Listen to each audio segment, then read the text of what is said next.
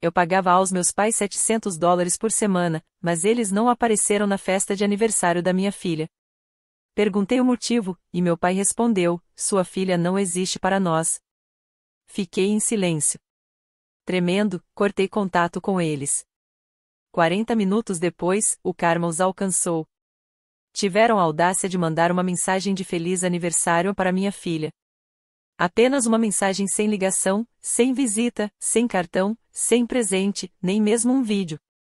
E isso depois de eu ter enviado os mesmos $700 naquela segunda-feira, como vinha fazendo toda semana nos últimos 8 meses. Seria quase engraçado, se não fosse tão nojento. Meus pais, que não trabalhavam há mais de um ano, gastavam sem problema algum em compras aleatórias na Amazon e passavam fins de semana inteiros no cassino. Mas, de alguma forma, não conseguiam dirigir 20 minutos para ver a única neta no aniversário dela. Eu não esperava muito. De verdade, não esperava. Sabia que algo havia mudado entre nós desde que Ava nasceu. Meu pai mal olhou para ela quando a levei para casa pela primeira vez. Minha mãe agiu como se estivesse me fazendo um favor ao pegá-la no colo. Eles nunca criaram laços com ela nem quando eu implorava para que ficassem algumas horas cuidando dela para que eu pudesse dormir. Sempre havia uma desculpa.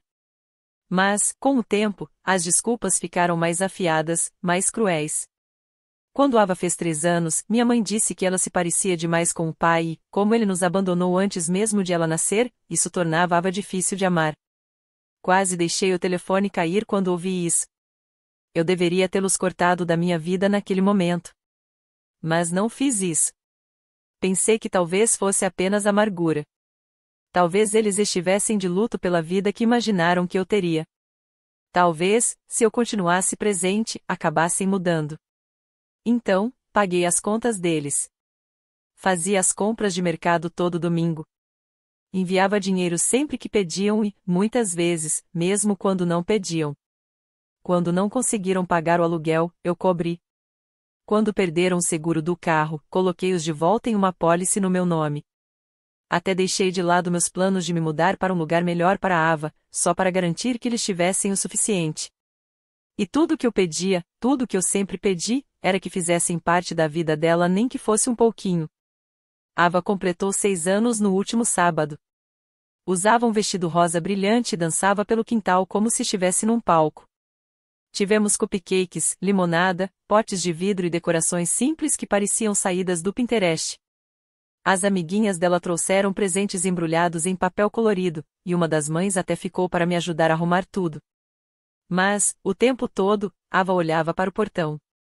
A cada 10 minutos, perguntava se a vovó e o vovô estavam vindo. Eu disse, talvez. Eu disse, vamos ver. E me odiei por isso, porque já sabia a resposta. Eles nunca vieram. Naquela noite, depois que coloquei Ava na cama e lavei o glacê do cabelo dela, sentei no sofá e fiquei encarando o celular. Rolei as mensagens para cima. Minha mãe tinha mandado uma de manhã: diga feliz aniversário a Ava por nós. Nada mais. Liguei. Nem pensei direito, só precisava ouvir, precisava entender qual seria a desculpa dessa vez. Meu pai atendeu. Soava irritado. Perguntei por que não tinham vindo. Só isso. Sem gritos. E ele respondeu: sua filha não existe para nós. Fiquei imóvel. Não sei o que esperava ouvir, mas com certeza não era isso. Houve um silêncio. Então ele desligou. Fiquei olhando para a tela por um bom tempo. Não chorei. Não liguei de volta. Só abri o aplicativo do banco, entrei nos pagamentos agendados e cancelei cada um deles. Depois me sentei novamente, ainda tremendo um pouco, e deixei tudo afundar na minha mente. 40 minutos depois, recebi uma mensagem da minha mãe: você pode pedir jantar pra gente? Nada chique, só comida chinesa ou algo assim. Não tem nada para comer em casa. Não respondi. 2 dias depois, algo estranho aconteceu. Minha mãe ligou não para se desculpar, mas para perguntar onde estava o dinheiro. Eu disse que tinha acabado. Que não haveria mais ajuda, mais nada. No começo, ela não acreditou. Riu e disse que eu acabaria voltando de joelhos, como sempre. Mas foi aí que ela se enganou. O que eles não sabiam, o que nunca poderiam imaginar, era que dessa vez eles não estavam apenas perdendo conforto gratuito, estavam prestes a perder muito mais. Na quarta-feira de manhã, recebi uma ligação de um número desconhecido. Deixei ir para a caixa postal e ouvi enquanto preparava o lanche da Ava. Era o senhorio deles, não o meu deles. Ele foi educado, até um pouco constrangido. Disse que o aluguel ainda não tinha caído e só estava conferindo, já que eu sempre havia sido confiável. Aquela frase me paralisou. Eu tinha virado a inquilina confiável deles, pagando as contas de um lugar onde nem morava. Liguei de volta e disse que não faria mais nenhum pagamento, e que, dali em diante, tudo teria que vir diretamente dos meus pais. Ele ficou em silêncio por alguns segundos, como se tivesse acabado de perceber algo desconfortável. Depois agradeceu e desligou.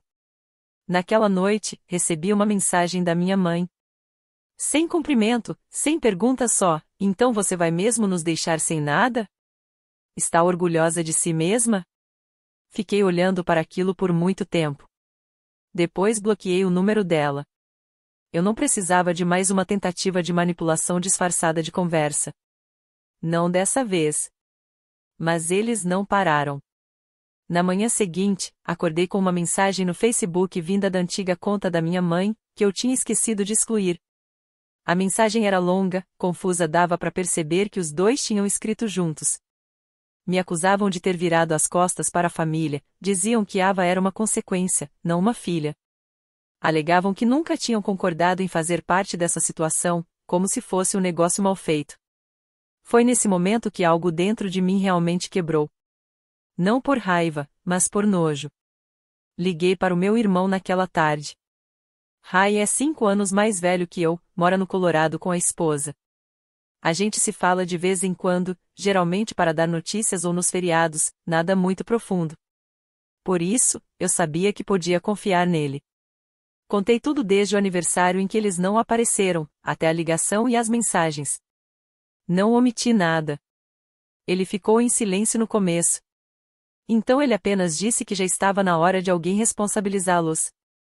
Eu estava no meio da pergunta o que você quer dizer com isso, quando ele contou o resto, também vinha mandando dinheiro para eles.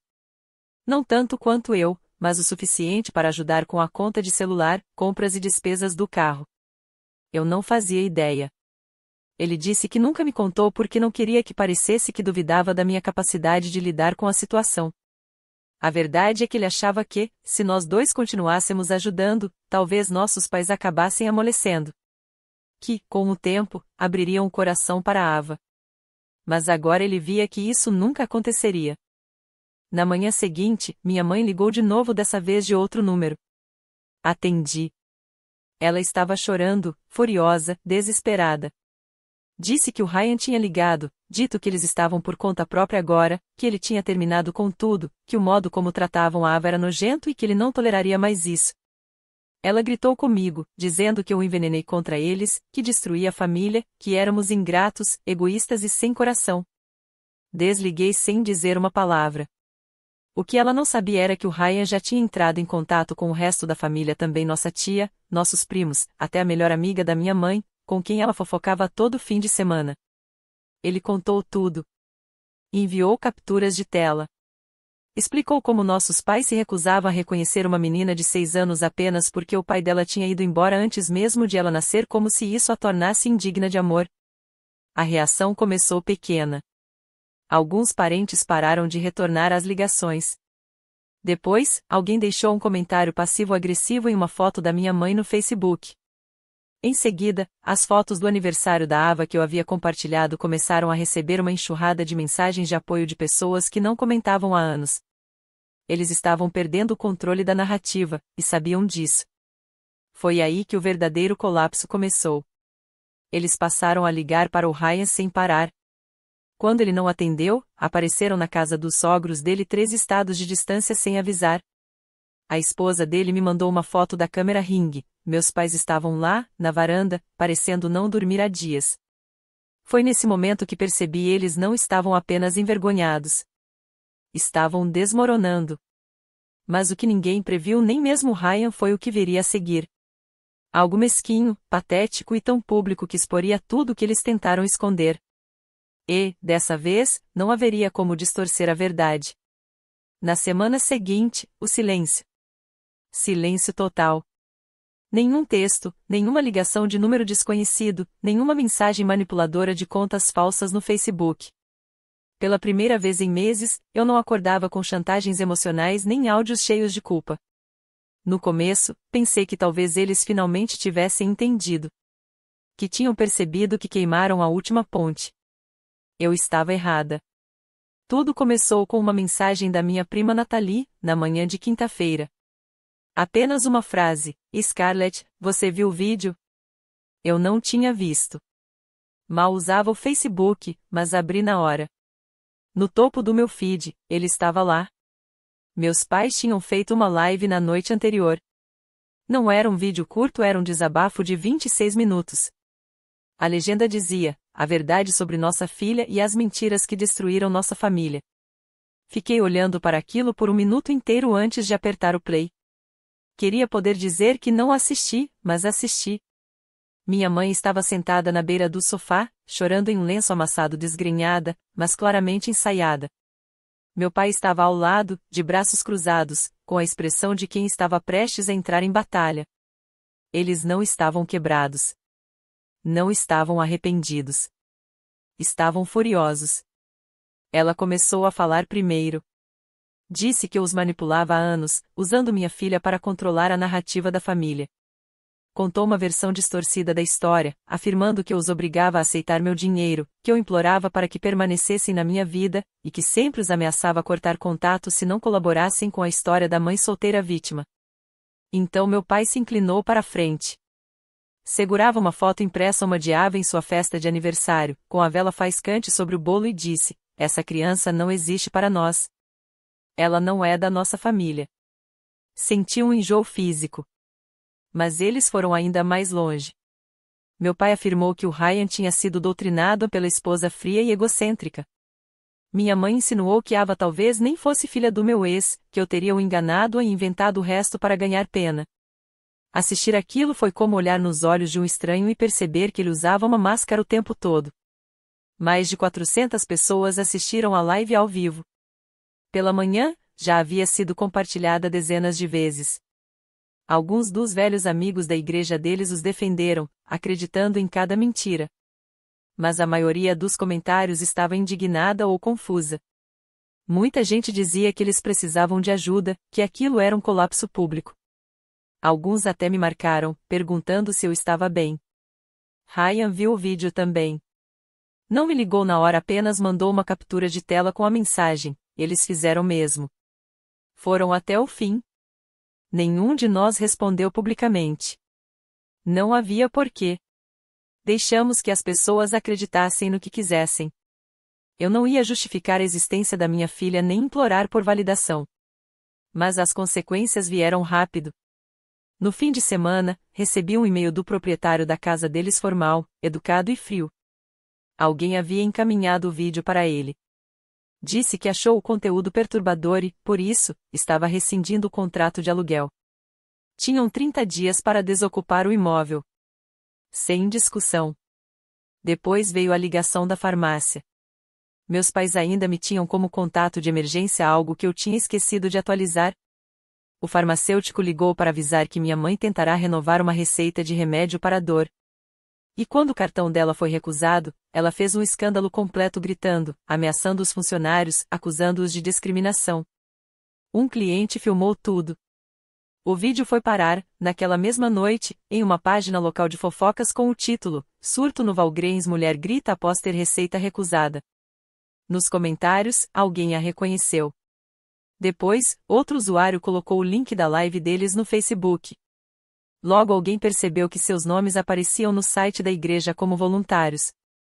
Na manhã seguinte, já tinham sido completamente removidos do site, apagados, como se nunca tivessem existido. Eu não ri. Não chorei. Não parecia vingança. Parecia apenas assistir, em câmera lenta, ao colapso de pessoas que não tinham mais ninguém para quem fingir. Mas eu não estava preparada para o que viria depois. Meu tio, o irmão mais velho do meu pai, organizou uma reunião de família no fim de semana seguinte. Ryan e eu não fomos convidados. Nenhuma surpresa aí, não falávamos com aquele lado da família havia anos. O que não sabíamos é que nossos pais foram convidados e compareceram, desesperados para salvar o que restava de sua reputação. E foi aí que tudo explodiu. Porque alguém naquela reunião tinha visto tudo e não estava disposto a deixar passar. Descobri sobre a reunião de família do mesmo jeito que o resto dos parentes, por fotos no Facebook. Era assim o quanto eu estava fora do círculo. Havia fotos em grupo com os primos usando camisetas combinando, cadeiras dobráveis sob uma tenda alugada, um daqueles brinquedos infláveis para as crianças. Alguém até fez cupcakes personalizados com nosso sobrenome escrito na cobertura. Foi como assistir estranhos comemorando uma vida da qual eu tinha sido apagada. Mas nem todos tinham esquecido de nós. Raya me ligou no domingo à noite, antes mesmo de eu atender, ouvi em sua voz um riso contido, mas não de humor aquele tipo que nasce do choque e da vergonha alheia. Ele disse, então, nossos pais resolveram aparecer em público. Tio James havia organizado tudo uma grande reunião de família, a primeira em mais de 10 anos. Ryan e eu não esperávamos convite, mas nossos pais chegaram atrasados e cheios de drama. Minha mãe, vestida com uma blusa preta, parecia pronta para um funeral. Meu pai, rígido e arrumado demais, com aquele ar de quem achava que alguém lhe entregaria um microfone. Segundo contou uma das primas do Ryan, eles entraram no local como vítimas. Nem esperaram que alguém perguntasse como estavam. Minha mãe começou a falar na hora dizendo que os filhos haviam se voltado contra eles, que tinham sido abandonados pelas próprias crianças que criaram, que nem foram convidados para o aniversário da neta, como se ela mesma não tivesse me olhado ou mais próximo disso, por telefone dito que Ava não existia para ela. Meu pai concordava, balançando a cabeça, acrescentando frases sobre traição e sobre como as crianças de hoje em dia não têm respeito por quem lhes deu a vida. Foi a Lauren, filha do tio James, quem não deixou barato. Ela tem 24 anos, é direta, acabou de ter o segundo bebê e não tem filtro algum nem finge ser educada quando alguém mente na cara dela. Ela tinha visto a live no Facebook, aquela em que meu pai segurou a foto da Ava e disse aquelas palavras que nunca vou esquecer. E esperou o momento certo, quando minha mãe tentou fazer um comentário passivo sobre ter sido cortada financeiramente sem motivo algum. Então, ela falou alto o suficiente para que as pessoas em 2 mesas próximas parassem de comer. Foi antes ou depois de você dizer que a Ava não existia? Tudo parou. Minha mãe piscou, fingindo não entender. Meu pai murmurou algo sobre assuntos privados. Mas Lauren não parou. Ela pegou o celular, abriu o vídeo e deu play ali mesmo, na frente de todo mundo. O som já estava conectado à caixa de som portátil que tocava música. Ninguém planejou, mas de repente toda a família estava ouvindo o monólogo amargo dos meus pais, o momento em que minha mãe chamou Ava de consequência e a parte em que meu pai, com a voz mais fria possível, disse, essa criança não é da nossa família. Uma das crianças começou a chorar, alguém murmurou meu Deus, um dos primos mais velhos se levantou e saiu. Ninguém os defendeu. Ninguém disse nada. E então, pela primeira vez, o tio James falou. Ele se levantou, olhou os dois nos olhos e disse, se é assim que vocês tratam sua neta, não pertencem a esta mesa. Minha mãe começou a chorar. Meu pai se levantou como se fosse dizer algo, mas nada saiu. Eles foram embora sem se despedir. Mas o estrago não parou ali. O vídeo da confrontação, sim, alguém gravou, se espalhou pelos grupos de família. Algumas amigas antigas da minha mãe também viram. Gente que antes acreditava na versão dela. Na segunda-feira de manhã, ela apagou o Facebook. O perfil do meu pai foi limpo, como se tentassem apagar as provas. Mas era tarde demais. A igreja os removeu da lista de voluntários. Os velhos amigos pararam de atender. Até o grupo de tricô da minha mãe pediu que ela tirasse um tempo. Eles não estavam mais apenas cortados de mim, estavam isolados de todos. Mas o golpe final veio de alguém que eles nunca viram como ameaça. Alguém que até então tinha ficado de fora. E o que ela fez arrancaria o último vestígio de orgulho que restava diante das poucas pessoas que ainda importavam. Quando o escândalo do reencontro terminou de circular pela família, meus pais eram como fantasmas, tinham perdido a mim, a Ryan, o status, a imagem. A influência que mantinham através da culpa e da manipulação havia desaparecido. Pela primeira vez, não podiam distorcer a história. Foram encurralados pelas próprias palavras, pela própria crueldade. Mas o golpe final que cortou tudo de vez não veio de mim nem de Raya. Veio de alguém que eles achavam velha demais para se importar, velha demais para reagir, minha tia-avó Virgínia, 78 anos, viúva, direta como uma flecha. Ela já tinha vivido bastante para saber que ficar calada diante da crueldade é ser cúmplice. Não acreditava em escândalos, acreditava em declarações.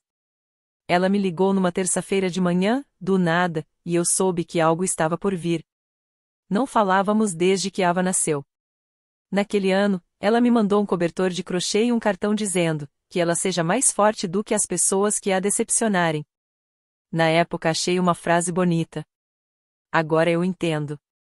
Ela perguntou como eu estava, perguntou da Ava, disse que tinha visto o vídeo do reencontro e que não pretendia ficar em silêncio.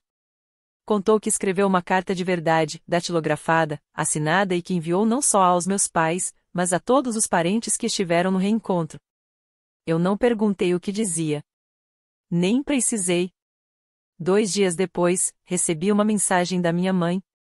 Uma foto de uma carta amassada, enrugada, manchada de lágrimas sobre a mesa de jantar deles. E embaixo, uma única frase: espero que esteja feliz agora. Sem explicação, sem pedido de desculpas. Só isso. Eu não respondi. Raya me ligou naquela noite. A tia Virgínia também tinha mandado uma cópia da carta para ele. Lemos juntos pelo telefone. Não era uma carta com raiva e foi isso que a tornou ainda mais forte. Era calma, precisa, como uma sentença lida por um juiz. Sem emoção, só verdade. Ela citava o vídeo do Facebook palavra por palavra. Mencionava o fato de meus pais se recusarem a reconhecer a existência de Ava, o escândalo no Walgreens, o hábito de transformar a família em fonte de apoio financeiro sem nunca oferecer nada em troca. Incluía capturas de tela, até links. Escreveu que perdão sem responsabilidade é apenas conivência. E terminou com uma linha que queimava. Nunca esquecerei. Vocês não são mais parte desta família não porque os rejeitamos, mas porque foram vocês que escolheram rejeitar uma criança. Essa frase se espalhou como fogo. No domingo, eles foram oficialmente removidos de todos os grupos de família. Amigos antigos os desfizeram das redes. Um primo, que antes compartilhava as postagens deles, marcou Ryan e a mim em um comentário: agora a gente enxerga vocês. Só não queria ver antes. Até a igreja, à qual eles se agarravam por imagem, silenciosamente os tirou da lista de voluntários. Alguém deve ter enviado o vídeo ou talvez eles mesmos tenham visto. De qualquer forma, meus pais pararam de aparecer por lá. Ninguém perguntou por quê. Dessa vez, o silêncio não era meu para carregar. Eles estavam humilhados. Isolados. Sozinhos. Mas eu ainda não tinha terminado. Faltava uma última coisa. Não por vingança. Não para feri-los. Mas para proteger Ava. Para garantir que nada do veneno deles jamais a alcançasse sem voltas, sem desculpas súbitas, sem visita surpresa. Eu ia tornar tudo oficial. Silencioso. Irrevogável. Chovia na manhã em que assinei os papéis. Nada dramático, só uma garoa cinzenta que deixava a cidade mais calma do que o normal. Ava estava comigo. Sentou ao meu lado na sala de espera do escritório da advogada, balançando as pernas e desenhando uma figura dela com a girafa de pelúcia.